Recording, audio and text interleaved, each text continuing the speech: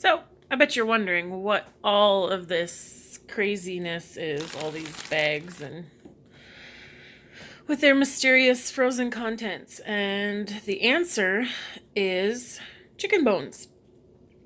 Yes, these are all chicken bones.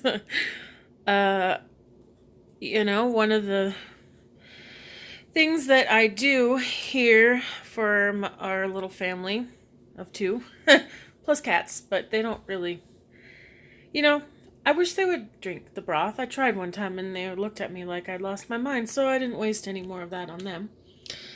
Anyway, more for us. So, what I do with all these bones is I'm going to turn them into a delicious bone broth. Now, most people will think, well, I don't have time to be hanging around all day long and, keep an eye on this stuff. And I'm going to show you a couple of ways in which, you don't have to hang around all day and watch this stuff. It's going to be easy. And, it's a way to make as little or as lot as you want. So stay tuned and I will walk you through that. What I have here is a 22-quart roast oven. This is what I use to make large batches of stock. I got the idea from another YouTube channel, Living Traditions Homestead. I will link that video in the description below. They raise pretty much 100% of their food on the homestead. They grow it or raise it and butcher it and all that themselves. They're definitely one of the YouTube channels that are an inspiration to me and what I want to do here on our homestead at some point. This is a good way to do large batches of broth. I leave it for 2 or 3 days and I'll walk you through the process. But if you don't have a big family, and you don't have access to one, or you don't own a roaster or whatever, and it's just maybe you, or there's just a couple of you, and you're not, necessarily big preppers or anything like that, what you could also do is use a crock pot. It's the same concept as the one I'm going to show you, just on a much smaller scale. I just brought this up from the basement, so apologize if I'm a little out of breath. I will fill this baby up and I will walk you through the next parts of this. Okay, so I put the bones and the frozen celery. I usually save all the ends and bits of celery. I wash them really good, but then I put them in the freezer and they're perfect for stock. I have a couple carrots I washed and broke up. Garlic, I just pressed it with the back of a knife, just crushed it a little bit and just threw the whole thing in there, didn't peel it or anything. A whole onion cut in half. And those there are dried cayenne pepper from my garden last year. And I know that might sound crazy, but I've read that cayenne pepper has some vitamin C and things like that are kind of good for your health and your immunities and stuff. So what I do is I just add 1 or 2 to a batch like this. If you're going to do a crock pot, I would just add a small one. And it's totally optional. But it doesn't really give it a lot of spice, but you still get some of the benefits of it. So that's why I put that in there. Basically what the stock is doing is taking all the good parts from these pieces that you would otherwise just throw out, and turn them into something delicious and healthy. And so other things that you can add that are optional that I like to add: apple cider vinegar. I use the whole unfiltered whatever. I get these bigger gallons at a big box store and they're not as expensive. I think it was like $15 for that, but as opposed to just paying $8, $9 for one of those smaller ones, it's a pretty good deal. So, ground ginger or ginger root, that's also good in like a chicken stock. And for color, and I know this sounds weird, but I have a lot of niece and nephews that come over and they look at my stuff sometimes and they're like, what's that? That's not chicken stock because it's not yellow, like what you would see at the store with all those added colorings and nonsense in it. So what I decided to try, and it worked this last time, was turmeric. I get this in bulk, I buy it, and I just add maybe, I don't know, a couple teaspoons or so, and it just gives it that beautiful color, but with the benefits of turmeric, because, turmeric's good for you too. So those are things too.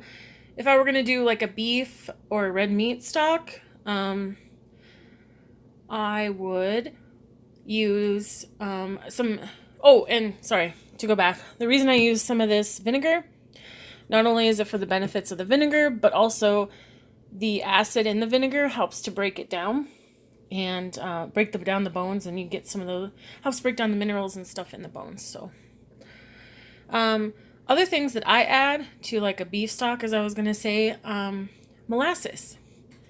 It adds a little bit of a sweetness, yes, but molasses is rich in vitamins and minerals that you cannot get anywhere else, or are hard to get in other things. Just a tablespoon, doesn't have to be a lot.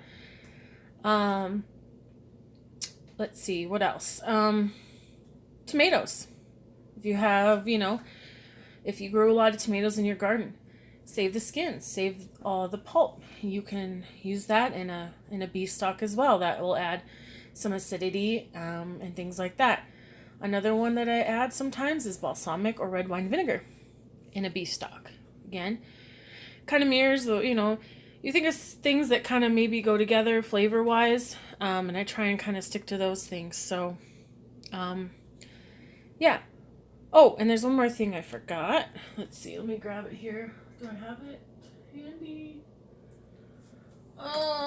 Sorry, guys. Yes. Okay. And this other thing is kelp. I add about a tablespoon or two of this. The thing that I like about this is it's a source of iodine. That's, I use non-iodized salt. I just use pure forms of salt. I don't buy the stuff that has all that decaking agent and things like that in there. So, but this is like a more natural source of iodine. If you're concerned about getting that in your diet and stuff like that. So, and iodine is good for all kinds of things. I'm not a doctor. Don't take my word for it. Do your research on all this stuff. But, I found that it's definitely helped me in my health journey.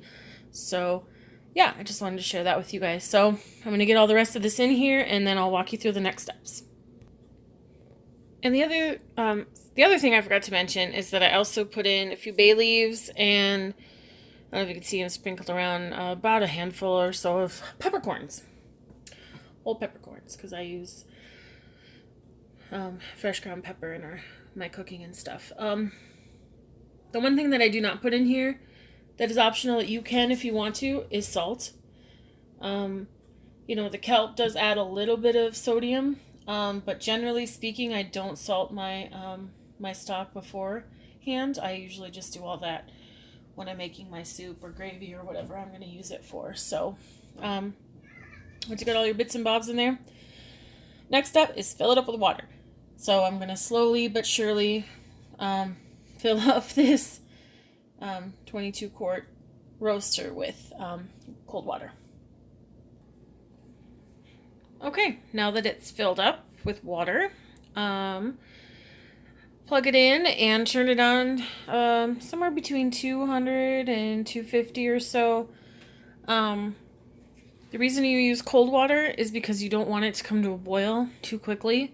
The key to this stuff is low and slow, and just kind of let it naturally build up to a simmer.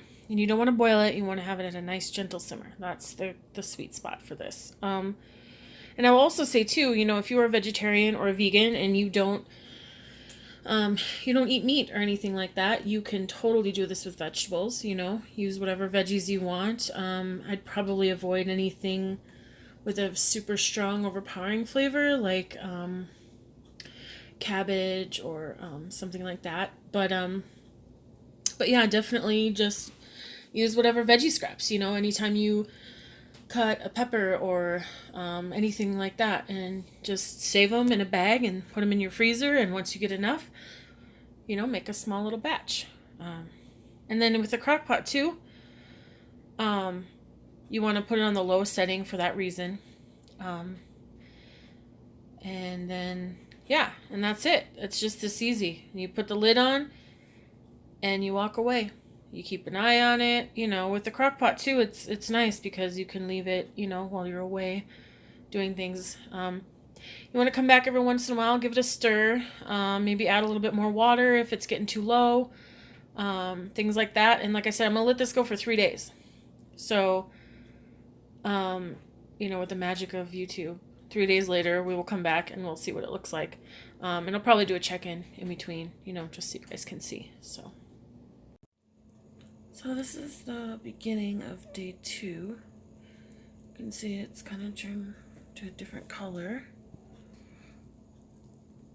And it's just kind of at a gentle simmer. It's not boiling, like I said. I turned it up a little bit because it should be going a little faster than this, but like I said, just give it a stir once in a while, get everything moving around in there. Yeah, I'm going to let it go for another day at least, and then we'll be back.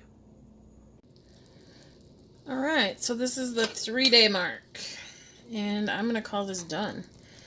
See, it has a beautiful color, and it smells amazing. Now what you do is you drain it. You want to take all these bits out. I use just a fine mesh strainer, like this one here. Let it cool though first. I just turned this off, so I'm going to let this cool for at least a couple hours, maybe overnight. And then in the next video, I will show you how I am going to process this broth and store it and keep it for a long time. So stay tuned. Thanks for watching. Hope you guys have a great day. Don't forget to like, subscribe, and share. And, keep it cooking.